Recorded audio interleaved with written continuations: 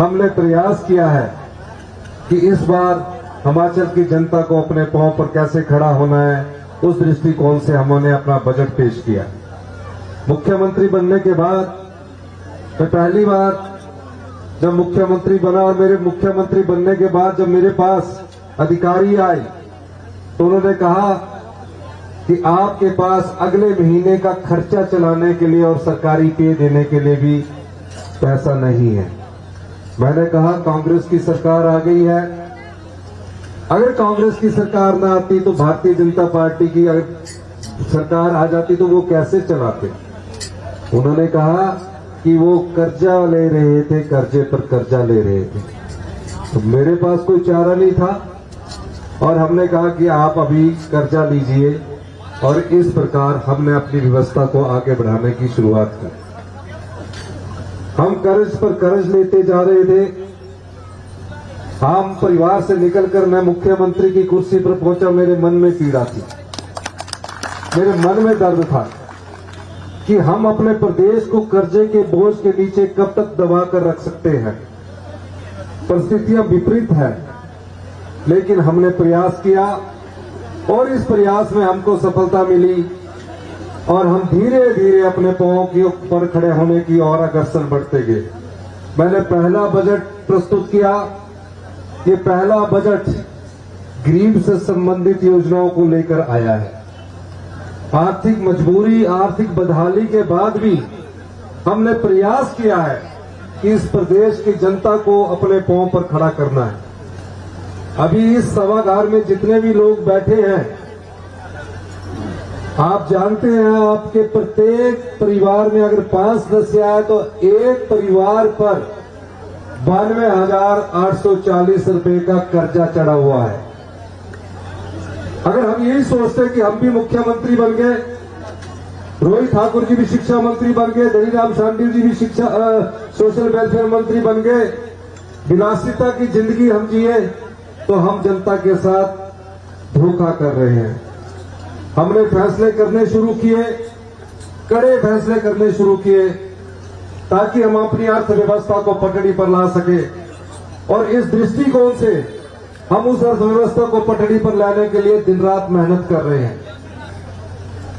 जितनी मेहनत हम कर रहे हैं, हमारे मंत्रिमंडल के सदस्य कर रहे हैं। हम चाहते हैं कि हमारी अर्थव्यवस्था 4 साल में पटड़ी पर आए और 10 साल में हिमाचल प्रदेश हिंदुस्तान का सबसे अमीर और समृद्ध राज्य बने। इसी दृष्टिकोण से जब हमने बजट प्रस्तुत किया तो हमने विभिन्न जिलों की योजनाओं को देखा। अब शिमला पहाड़ी क्षेत्र और सेब का क्षेत्र है। हमारा किसान दिन रात मेहनत करे, हमारा किसान को अगर आड़ती किसी प्रकार से झूठ बोलकर ठग ले, हमने उस दृष्टिकोण से भी कार्य करना शुरू किया। हमने कहा कई बार सेब का मूल्य कम हो जाता है, जो गरीब है उसकी इसकी मेहनत का पैसा नहीं मिलता। इस बजट में हमने 10 सीए स्टोर बनाने के लिए 100 करोड़ रुपए का प्रावधान किया है और उसमें जितने भी पैसे लगेंगे वो सीए स्टोर में हमारी सरकार खर्च करेगी। रोहित ठाकुर, मोहनलाल ब्राक्टा जी और जगत सिंह नेगी जी की टीम ने बाहर ऑस्ट्रेलिया जाकर यह सीखा कि कैसे हमने सड़ा हुआ सेब है उसको कैसे हमने आगे बढ़ना है। हमारी सरकार उस दृष्टिकोण से भी कार्य कर रही है। अभी जो सड़ जाता है सेब, दागी हो जाता है, आपके किसी काम का नहीं रहता, लेकिन हम चाहते हैं कि उस सड़े सेब और दागी सेब का भी आपको उचित मूल्य मिले ताकि आपके घर में उचित पैसे उपलब्ध हो। उसके लिए भी हमने एक योजना लाई है जिसको अभी हम जल्दी अमली जामा पहनाने लगे हैं। मैं ये बात क्यों कह रहा हूं? हम सबसे बड़े सेब उत्पादक हैं,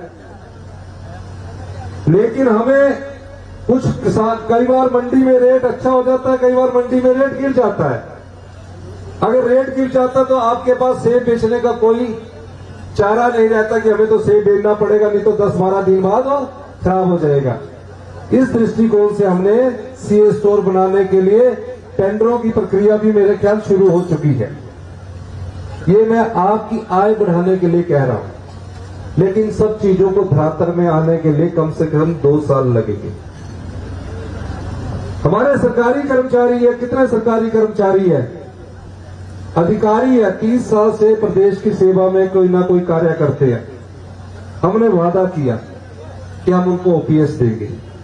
मैं खुद सरकारी कर्मचारी का बेटा हूं, दर्द को जानता हूं, इसलिए मैंने उनको ओपीएस देने का जो वादा किया वो हमने पूरा किया।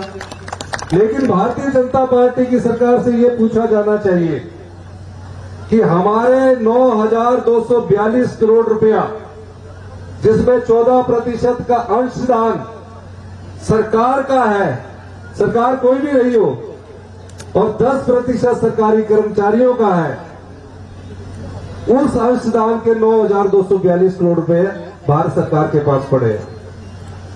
हम उसकी भी लड़ाई लड़ रहे हैं, लेकिन इससे बड़ी एक लड़ाई हमें लड़ने के लिए तैयार रहना पड़ेगा। वो लड़ाई है, हमारे पास बहता हुआ पानी है। ठीक है, उस समय इन्वेस्टमेंट के नाम पर बड़े बड़े उद्योगपति आ गए, बड़ी बड़ी कंपनियां आ गई और बिजली उत्पादन कर दिया, और हमें सिर्फ 12% फ्री पावर देती है। मैं आपको ये बात इसलिए बताना चाहता हूं, एक पावर प्रोजेक्ट 12 साल में फ्री हो जाता है।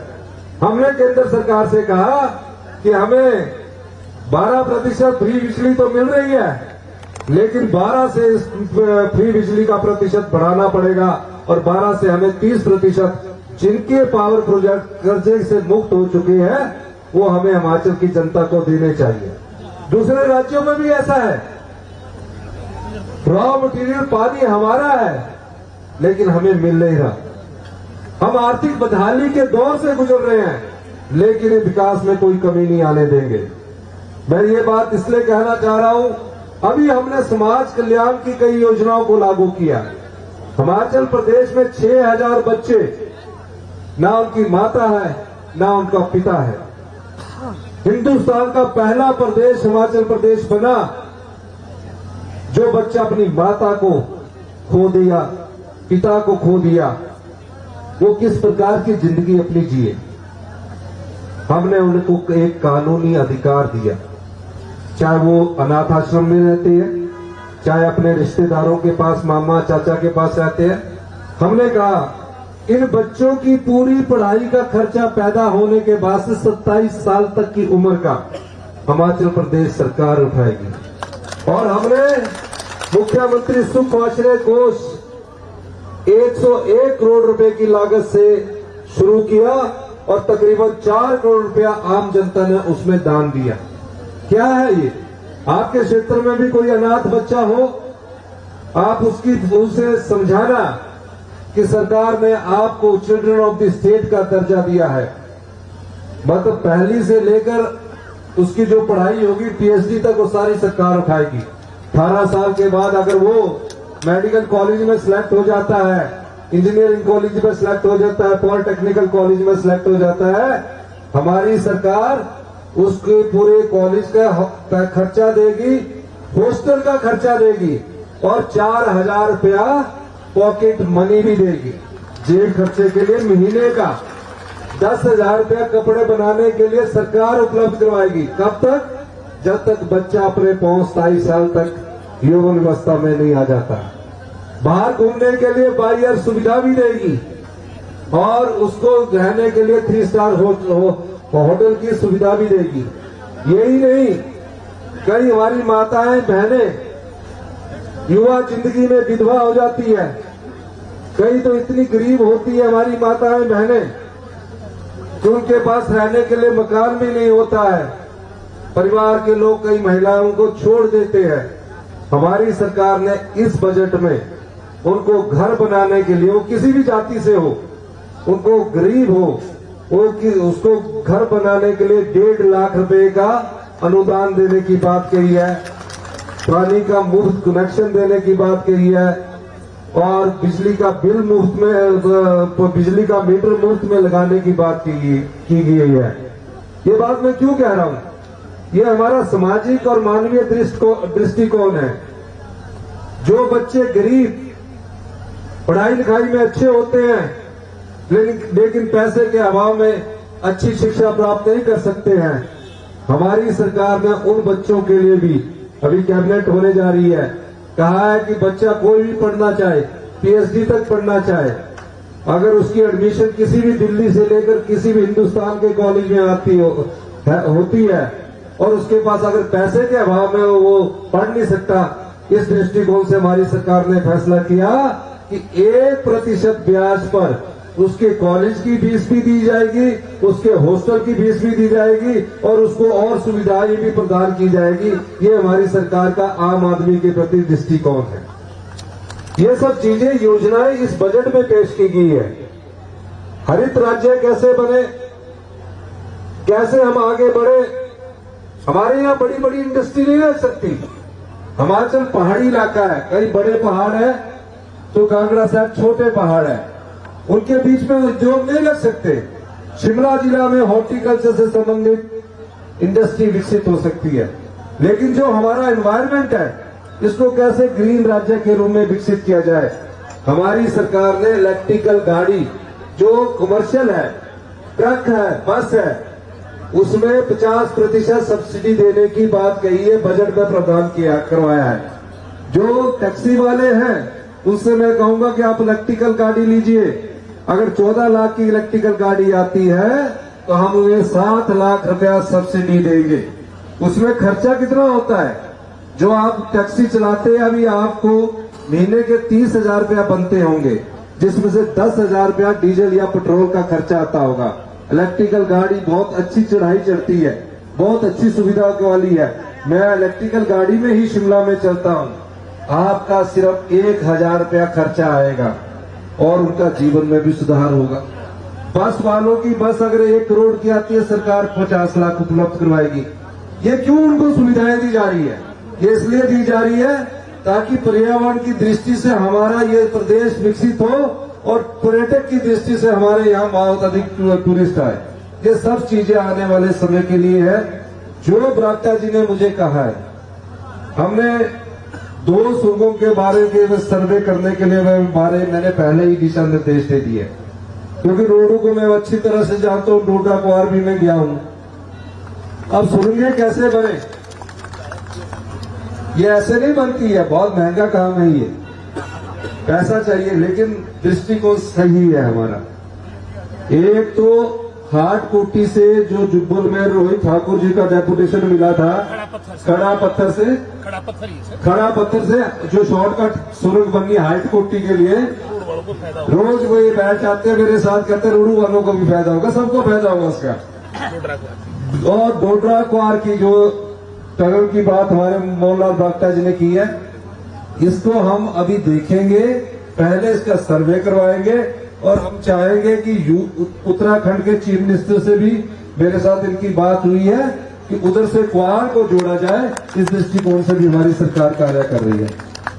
हमें हिमाचल प्रदेश को अपने पैरों पर खड़ा करना है और उस दृष्टि से हमारी सरकार कार्य कर रही है। शिक्षा का स्तर अच्छा हो, Rajiv Gandhi day boarding school बनाए जा रहे हैं, जहां गांव का बच्चा ये समझ सके, जिसके 20 कनाल में 20 बीघे में, उसके लिए हमने 50 बीघे का प्रावधान किया है। जितने गांव के बच्चे हैं उन स्कूलों में पढ़ेंगे, उनको खेलने की सुविधा होगी, जहां पानी होगा स्विमिंग पूल करने की सुविधा होगी। उसके लिए हमने हर एक विधानसभा क्षेत्र में एसडीएम हेडक्वार्टर के 3 या 4 किलोमीटर के दायरे में 1,000 बच्चों के लिए डे बोर्डिंग स्कूल बनाने का प्रावधान किया है, ताकि बच्चों में ये हीन भावना न रहे कि मैं किसी इंग्लिश स्कूल में पढ़ता हूँ और दूसरा किसी दूसरे स्कूल में पढ़ता है। उस दृष्टि से हमने हर एक विधानसभा में 5-5 करोड़ रुपया उपलब्ध करवा दिया गया है। आपके यहाँ से जो शिक्षा मंत्री है, तो अब भी विकास में कोई कमी नहीं होनी चाहिए, पर 3 चीजों में हमारा ध्यान है। गरीब तक सरकार की रोशनी पहुंचनी चाहिए। दूसरा, हमारे शिक्षा संस्थान बहुत अच्छे बनने चाहिए। 2 साल में आप हमारे पहले शिक्षा संस्थान Rajiv Gandhi day boarding school देखेंगे। तीसरा, हमारे हेल्थ के इंस्टीट्यूशंस अच्छे होने चाहिए। चौथा, स्वच्छ पीने का पानी आपको मिलना चाहिए। जो सरकार के दायरे में हम उस दृष्टि से काम कर रहे हैं। ऐसा नहीं है अभी तो हमने कल बहुत कर्जा उठाना है, लेकिन मैं यह कह के जा रहा हूं आज अगर हम कर्जा उठा रहे हैं तो वैसा कर्जा नहीं उठा रहे जो पिछली सरकार भारतीय जनता पार्टी के लोगों ने उठाया था। हम जो कर्जा उठा रहे हैं वो गरीब तक उसकी रोशनी पहुंचनी चाहिए।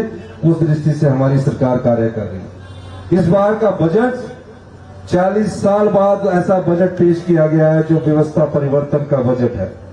हम सत्ता में सत्ता सुख के लिए नहीं आए हैं। मैंने कई बार कहा है हम व्यवस्था परिवर्तन करने आए हैं। अभी आप देखेंगे शिक्षा क्षेत्र में सुधार हो रहे हैं, फॉरेस्ट कॉर्पोरेशन में, फॉरेस्ट डिपार्टमेंट में सुधार हो रहे हैं। हमने नियम बनाने के लिए कह दिया है।